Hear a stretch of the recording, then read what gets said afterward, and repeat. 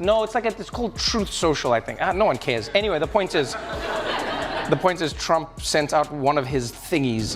In 2016, you called your running mate Donald Trump unfit for the nation's highest office, and you said he could be America's Hitler.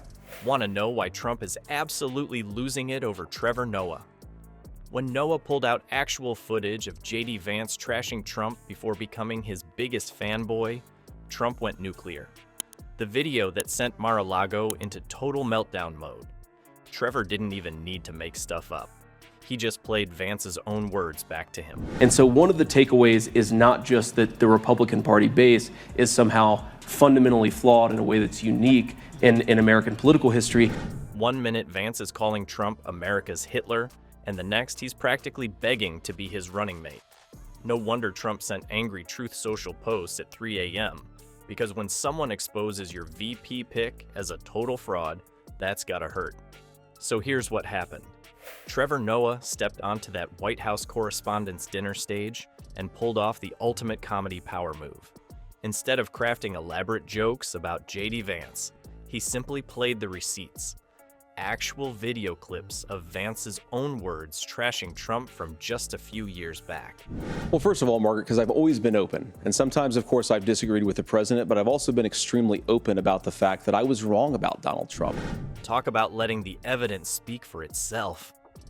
Back in 2016, Vance wasn't just a mild Trump critic. He was dropping nuclear-level insults.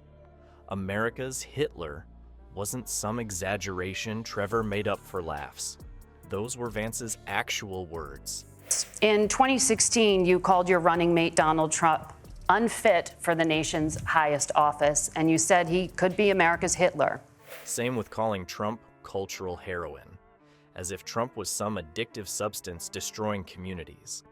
Vance even warned that Trump was leading the white working class to a very dark place. This wasn't some random nobody criticizing Trump.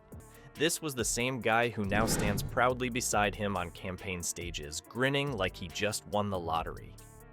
The comedy gold here isn't just that Vance changed his mind.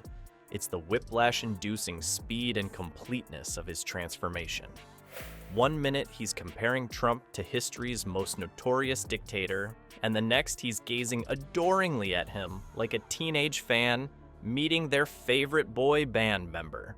Don't understand is why people voted for him. What was even crazier was that some people voted for him and then were disappointed by who he was. That was the craziest thing I've ever seen. You couldn't write this kind of character development in a TV show. Editors would reject it as too unrealistic. What made Trevor's routine so brilliant was its simplicity. He didn't need to create elaborate setups or punchlines. He just showed the before Trump Vance and the after Trump Vance side by side, a political Jekyll and Hyde transformation that speaks volumes about how ambition can completely override someone's supposed moral compass. It's like watching someone who spent years loudly proclaiming they're vegan suddenly become the spokesperson for a steakhouse chain without acknowledging the switch. The audience couldn't help but laugh because the evidence was so damning. There's something uniquely powerful about exposing this kind of blatant hypocrisy, especially when it involves someone seeking the second highest office in the land. Trevor didn't need to editorialize or add commentary. The contrast between America's Hitler Vance and Trump's loyal sidekick. Vance was the joke itself. Now, Trump's reaction? Pure comedy gold that writes itself.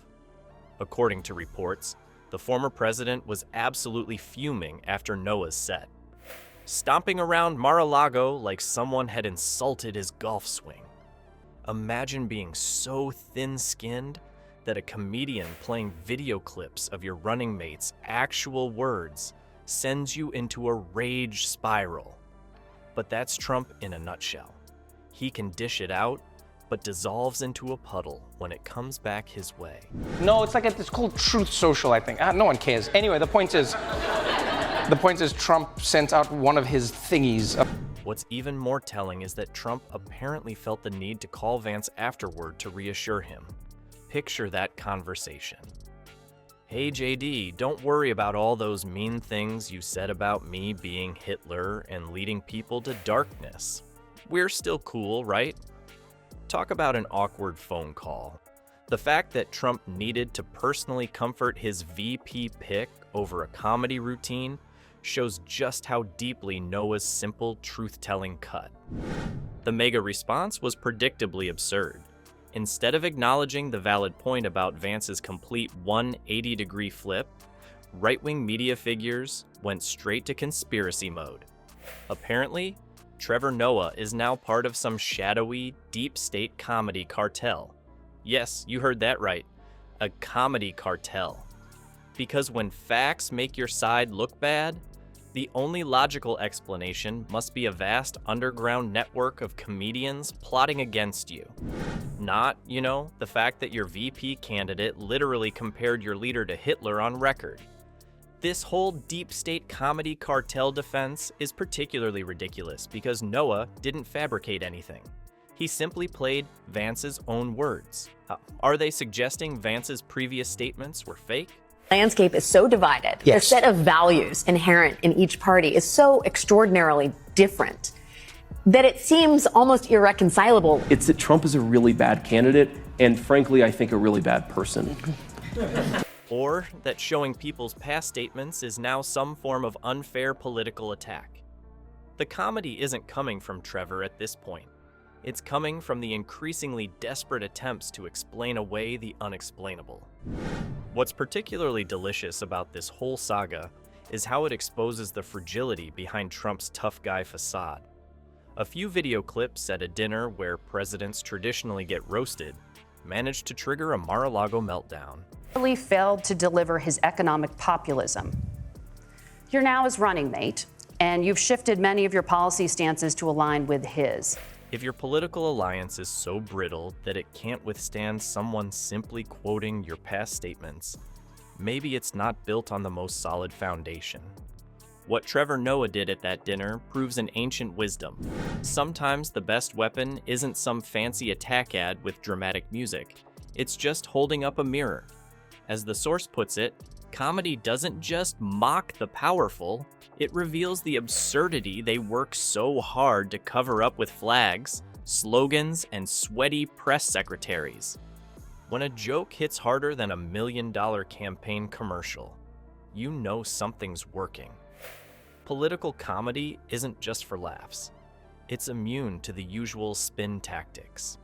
The truth is, when laughter starts to resonate more than legislation, that's when politicians start to sweat. And boy, is Trump sweating.